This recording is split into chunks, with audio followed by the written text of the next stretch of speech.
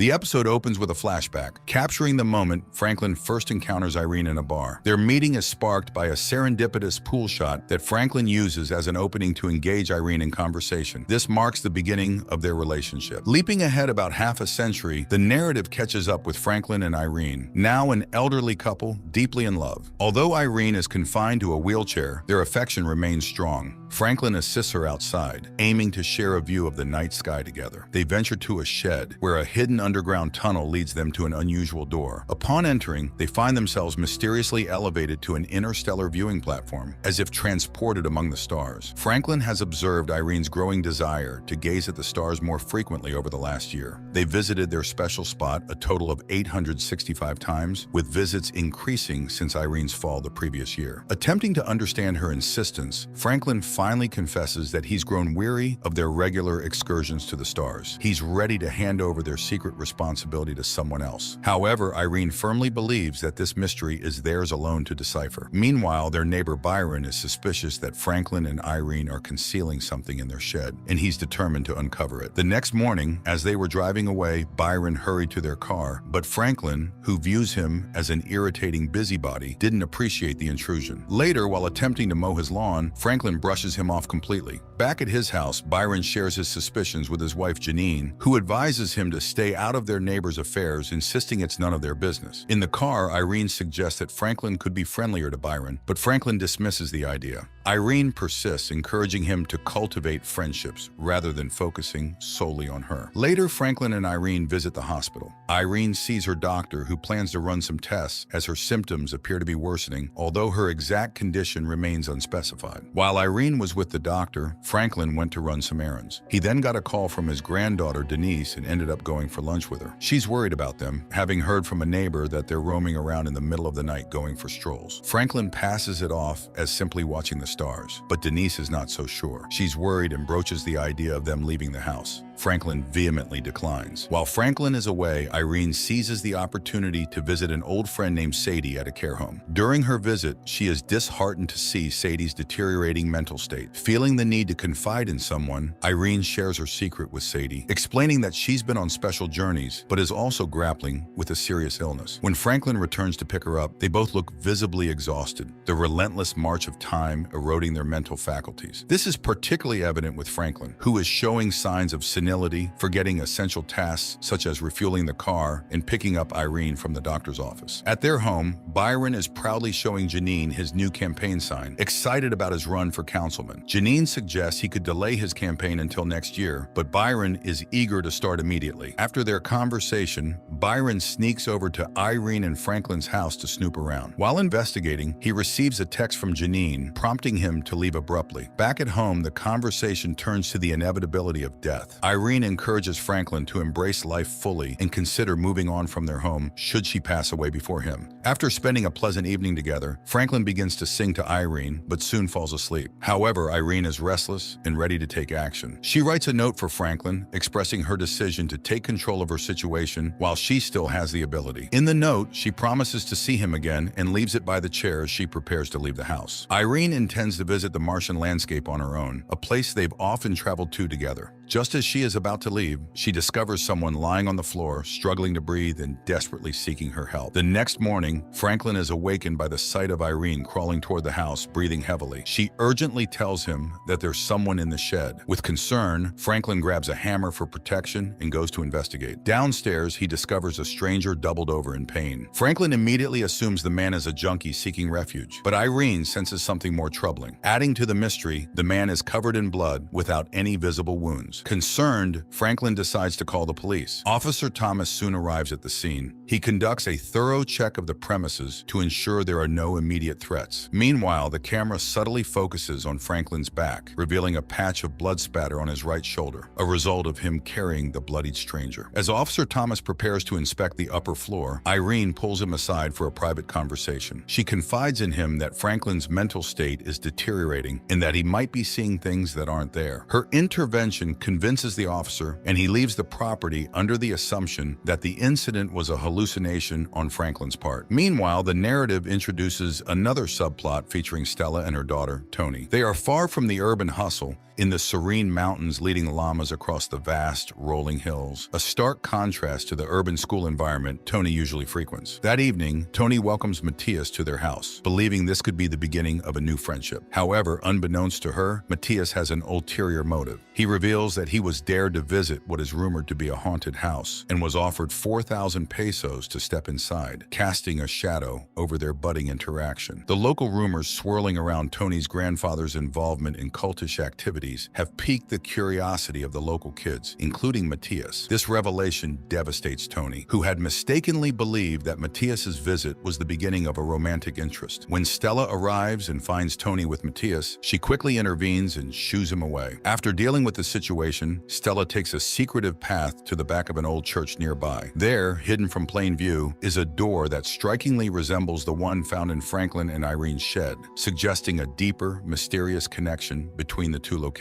Back to Franklin and Irene, as the situation at their home becomes more dire, the stranger on their floor suddenly passes out and starts convulsively shaking. Irene, recognizing the symptoms from a past experience, suspects it could be related to a virus she once battled. She quickly sends Franklin out to get a refill of Tamiflu, hoping it might help. While Franklin is away, Irene takes the opportunity to sift through the stranger's belongings. She finds numerous gold coins and a photograph labeled Gabriel, suggesting a possible identity or connection.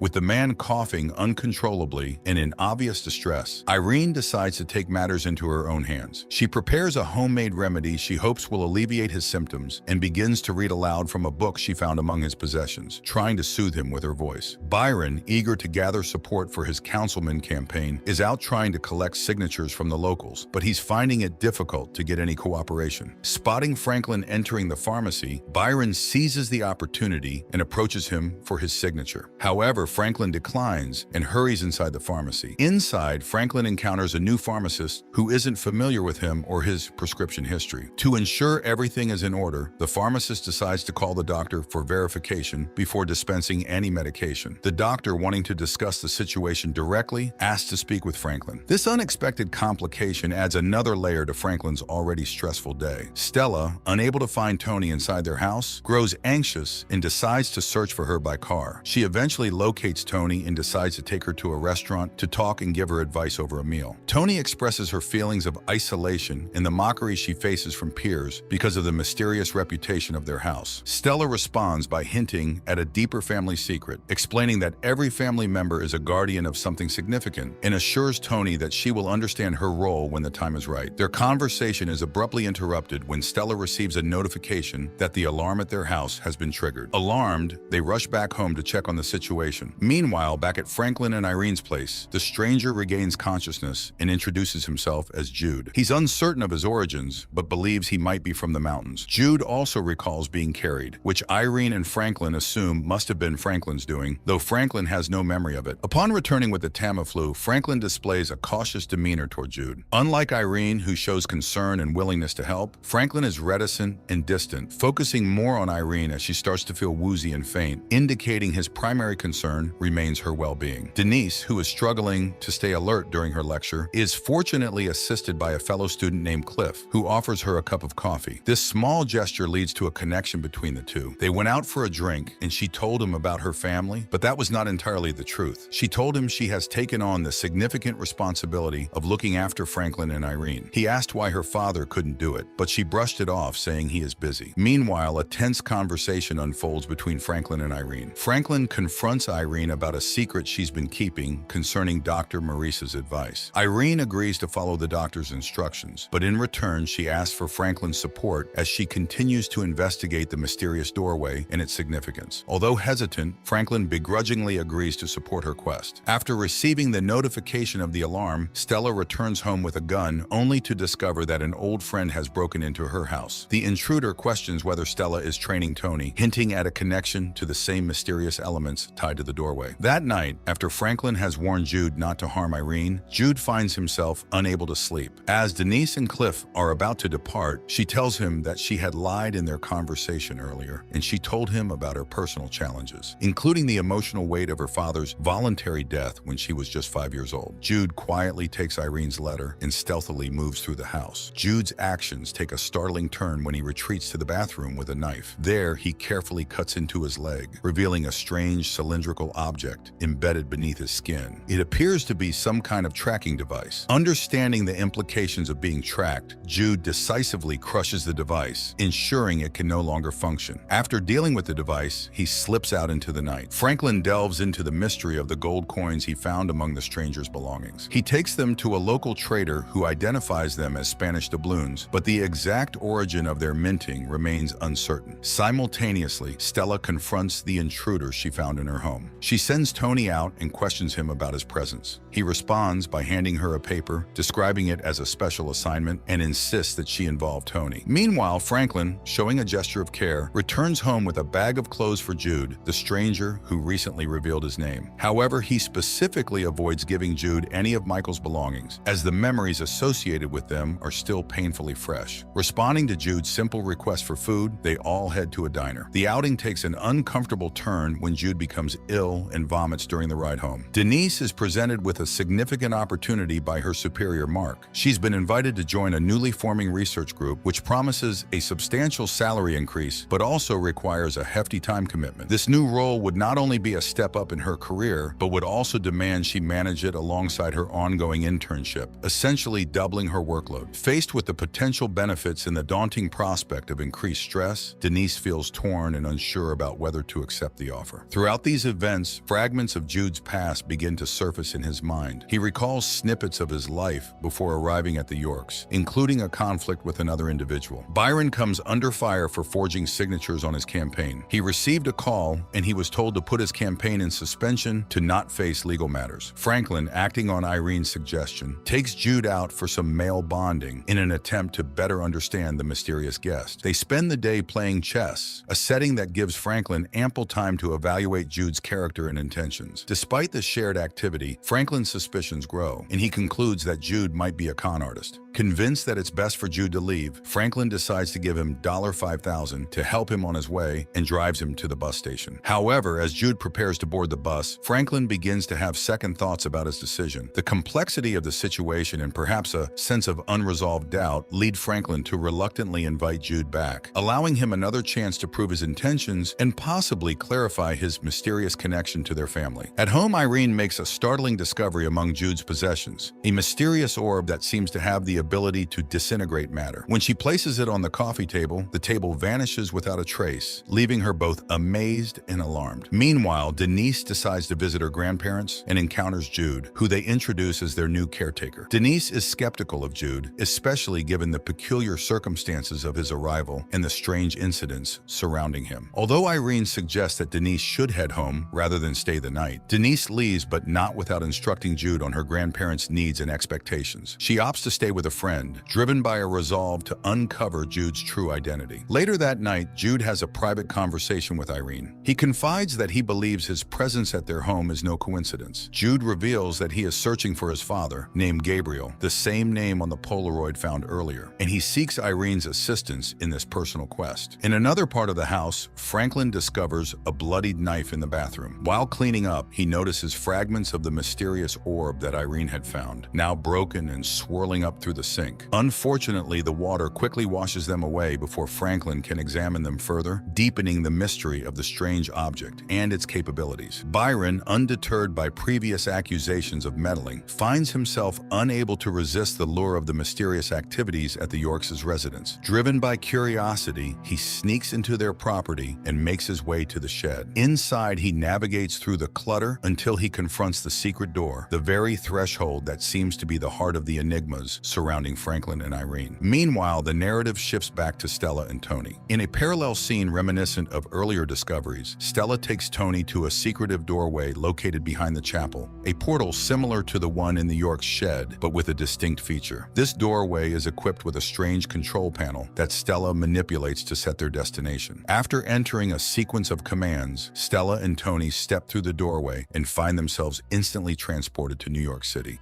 The scene unfolds with Jude awakening from a distressing nightmare where he's embroiled in a fierce fight with another man. Shaken, he decides to take the mysterious orb he discovered earlier and buries it outside to keep it safe. As he is digging, Byron appears, asserting that this is a private area. Jude, claiming his role as the caretaker, brushes off Byron's curiosity and leaves without divulging any further information. Meanwhile, Franklin's suspicions about Jude continue to deepen, especially after finding the bloodied knife. Determined to uncover Jude's true identity, Franklin visits Officer Thomas, hoping to persuade him to conduct a DNA test on the knife. However, Thomas dismisses the need for such measures, viewing Franklin's elaborate theories as further evidence of his deteriorating mental state. In another part of town, Jude and Irene visit a library where Jude searches through records and discovers that his father had been arrested due to homelessness and claimed amnesia at the time of his arrest. When Irene shares this information with Franklin, he responds with a lighthearted joke, suggesting that forgetfulness must run in Jude's family. Elsewhere, Stella and Tony are navigating their own mysterious venture with a contact named Nick. He leads them to an abandoned warehouse where a machine starts emitting what appears to be serial numbers. Nick explains that while he can help narrow down their search, he will need to accompany them to accurately pinpoint the source of the signal. Throughout this ordeal, Tony remains confused and uncertain about the overarching purpose of their mission, highlighting her struggle to grasp the full scope of their enigmatic activities. Denise finds a temporary respite from her demanding schedule by staying at her friend Katie's place. She wakes up there one morning and opens up about the extreme stress she's been under lately, finding comfort in sharing her struggles with a friend. Back at Irene and Franklin's home, tensions rise to a breaking point. Franklin, increasingly troubled by the unfolding events, accuses Irene of favoring Jude over him. Despite Irene's attempts to clarify her intentions and reassure him, Franklin remains skeptical about the situation and abruptly leaves the house, overwhelmed by doubt and frustration. In a parallel scenario,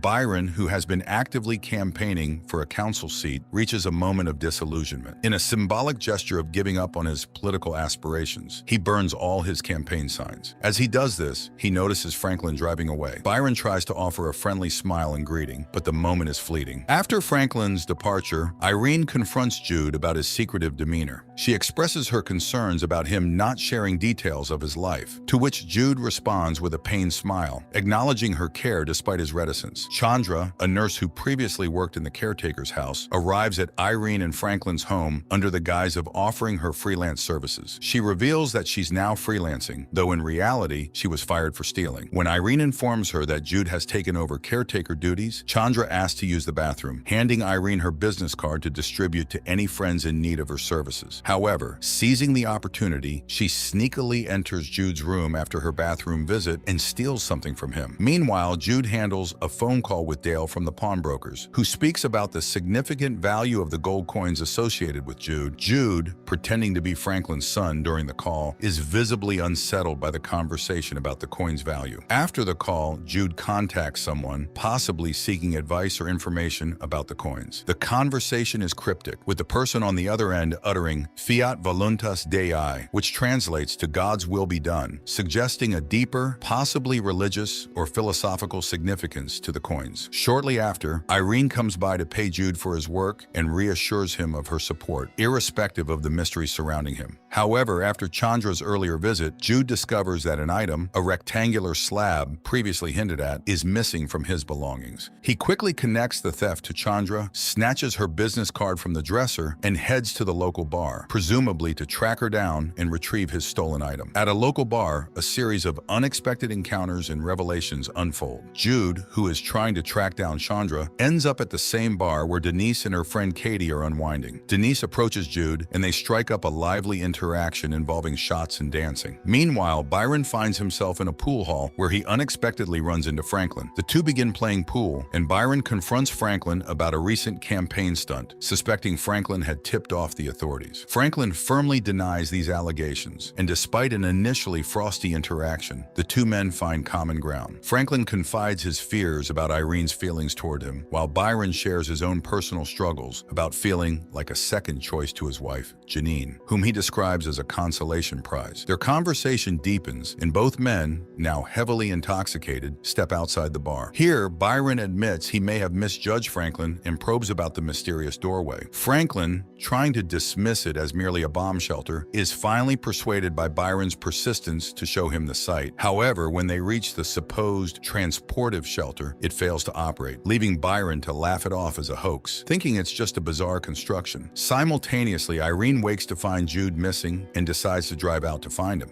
As she searches, Jude, leaving the bar, is stopped by the police. The confrontation triggers traumatic memories of a past altercation where he had to defend himself, explaining the previously noted blood. As Irene drives past, she sees Jude face down on the hood of a police car, being detained, a sight that shocks and worries her about his fate.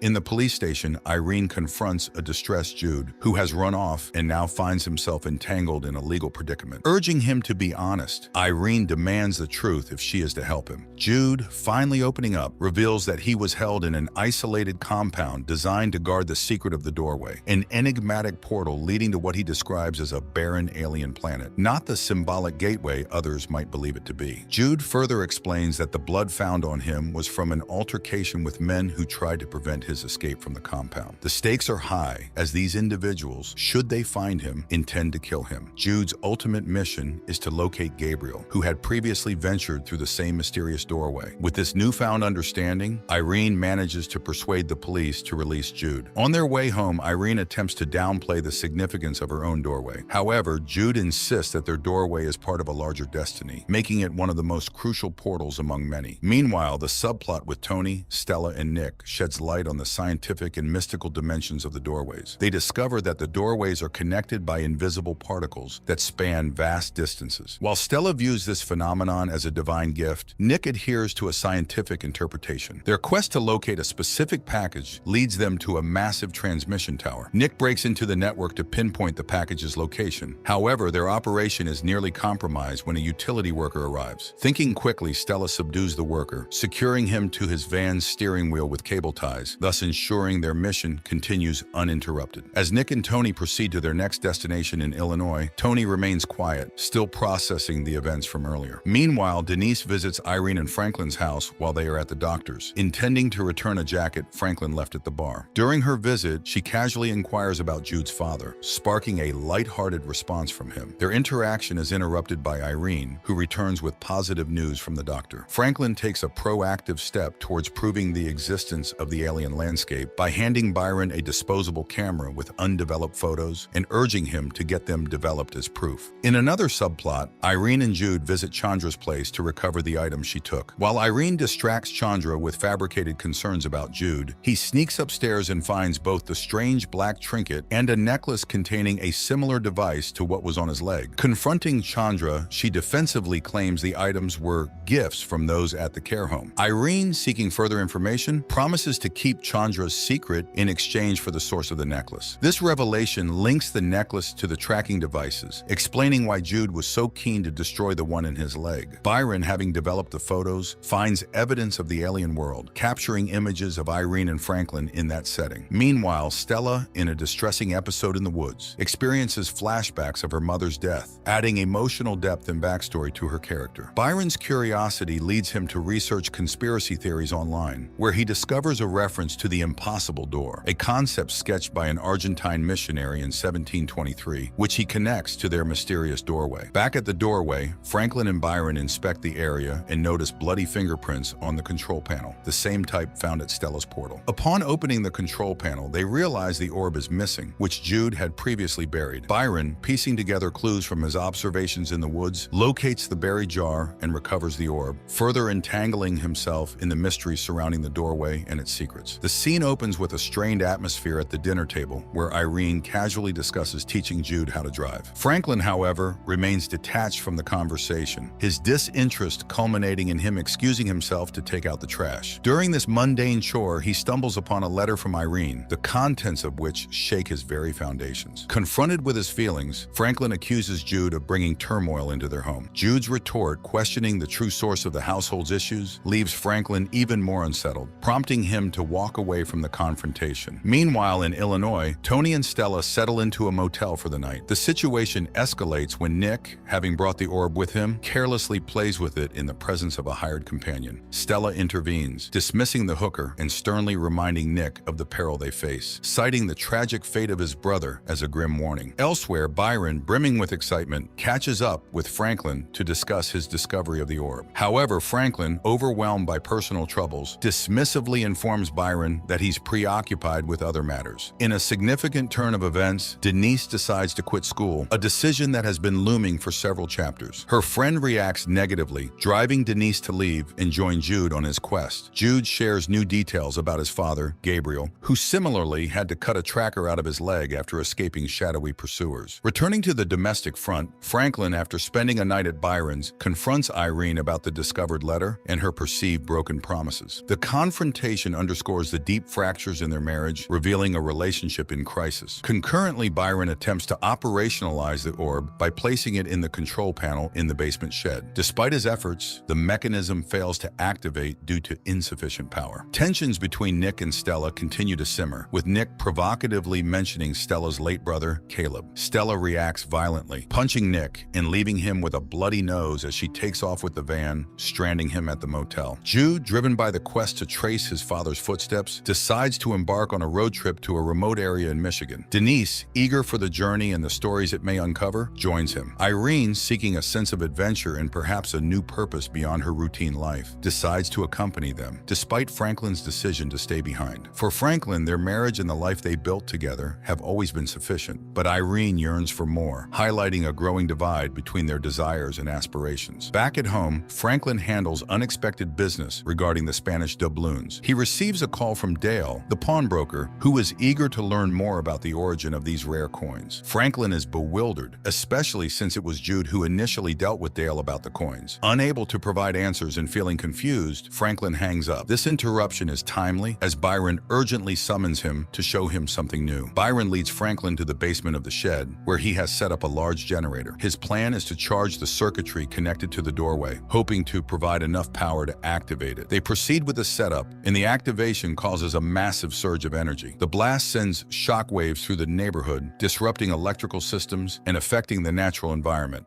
evidenced by flickering lights and birds dropping from the sky. Simultaneously, Stella and Tony, who have been tracking related anomalies, receive a precise ping on their equipment indicating the location they need to head towards, spurred by the energy surge from the doorway. In the shed's basement, the power-up is successful, and Franklin and Byron find themselves transported to the alien viewpoint. They are greeted by a breathtakingly beautiful vista, a stark contrast to the mundane world they've left behind. Overwhelmed by the beauty and the surreal experience, Byron expresses a desire to explore further. But this time, Franklin, who has previously been apprehensive about such adventures, admits that he is no longer afraid. This moment marks a significant personal breakthrough for Franklin, reflecting his readiness to embrace the unknown. Franklin reveals to Byron the spacesuits he's been designing for years, but never had the courage to use. Inspired, Byron vows to help make them functional. Meanwhile, Irene, Jude, and Denise arrive in Michigan at the home of a woman named Hannah, who recognizes Gabriel from a Polaroid Jude shows her. She explains that she and Gabriel were once romantically involved, but he disappeared 15 years ago without a trace. Feeling their trip might be futile, Irene considers heading back, but Hannah persuades them to stay overnight. That evening, Irene hears a suspicious noise upstairs, but is reassured by Hannah that it's nothing. Unknown to the guests, Hannah enters a hidden room where a man named Paul is monitoring everything. They discuss making contact with Franklin after Paul plays a voicemail from him about the coins. Back home, Byron skips Janine's barbecue to focus on his project with Franklin. During a tense conversation, Janine admits she reported Byron's campaign forgery out of a desire for a simpler life, revealing a deep rift between their aspirations. Denise confronts Irene, feeling pushed away, and Irene admits she feels guilty about Michael's past struggles, believing she doesn't deserve Denise's love. Overcome with emotion, Irene apologizes, and they share a heartfelt embrace, understanding each other better through flashbacks of Michael's depression. Meanwhile, Tony finds a video of Jude singing karaoke Loki, which leads Stella to confirm that Jude is the apostate they've been looking for. Tony calls Nick for help in tracing Jude's steps. On another front, Byron and Franklin test the spacesuits they've been working on. Byron explores the alien landscape, excitedly communicating back to Franklin until he goes silent after claiming to have found something incredible. Left alone, Franklin fears the worst, struggling with guilt and concern over Byron's sudden disappearance. Irene takes Denise into the shelter to explain the turmoil she's been experiencing. She shares that after Michael's voluntary death, she struggled to find a reason to continue living and hoped the portal might help her cope with her grief. Irene confesses that her intention was to shield Denise from the portal's complexities, but Jude's arrival has caused events to spiral out of control. Feeling betrayed by the deception, Denise walks away, upset by the revelations. Meanwhile, Tony and Stella encounter Chandra and a sinister man on the shore. The man exchanges gold doubloons, worth much more than the $3,000 Chandra demands, for information about Jude. After obtaining what he needs, the man abruptly kills Chandra, retrieves the doubloons, and warns that he will ensure Stella remains tough. He then sets Chandra and her car on fire, leaving Tony to witness the horrifying scene from a distance. Jude panics upon realizing the orb is missing from the garden. Meanwhile, Franklin searches for Byron on the observatory deck, but finds no trace of him, leaving both men distressed. Janine, worried, questions Franklin about her husband's whereabouts, but he reassures her without giving specifics. Inside, Jude confronts Franklin about the dangers of their endeavor, explaining that there's nothing but wasteland on the alien planet. Stella and Tony discuss their predicament, with Stella admitting they can't escape the man pursuing them. As the man leads Tony to the York house, noticing dead birds signals they're close. He reveals to Tony that Caleb is her father, not Stella's brother. At the garden, Tony finds Franklin held at gunpoint and forced inside. Meanwhile, Jude thanks Denise for her help at the bar, but their chat is cut short when Stella starts shooting, causing Jude to flee into the woods. Denise returns to the York house and finds herself and her grandparents also at gunpoint. The stranger coerces Irene into revealing the doorway's location, then heads to the shed. Irene comforts a distraught Tony, who doubts their mission and condemns their actions, citing Chandra's death as a stark contradiction to their supposed divine mission. The stranger alters his plans and informs Stella, using the family as leverage to capture Jude, known as the apostate. Upon his arrival, Jude is assaulted by the man, hinted to have been sent by an unidentified woman, though details remain vague. During a scuffle, Franklin manages to overpower the stranger, who is then tasered, bound, and gagged. Stella and Tony, with the captive in tow, leave their old lives behind, driven away with a new bargaining chip. Simultaneously, Jude and Denise decide to escape through the doorway to Bangkok, distancing themselves from the chaos. Irene resolves to limit their use of the mysterious doorway, dismissing its once-thought potential, which Franklin accepts with a mix of relief and determination to resolve unfinished business regarding Byron's fate. As Stella and Tony are ambushed and forced off the road by Hannah and her associates, the tension escalates. Hannah confronts Cornelius, the bound stranger, intensifying the conflict. Meanwhile, the couple embarks on another journey to an unknown alien planet. However, Franklin experiences a system failure in his oxygen supply, causing him to lose consciousness. Irene follows him, bravely entering the alien environment without a spacesuit to help him. It turns out the atmosphere of this planet is suitable for human life. She removes her husband's helmet, and together they discover an ancient city beyond the hill. It turns out that guardians of humanity have been living here for about 100,000 years. They are the ones who built hundreds of quantum portals on Earth and many other planets. This is where the first season ends. We were left with a setup for the second season, but unfortunately the series was canceled.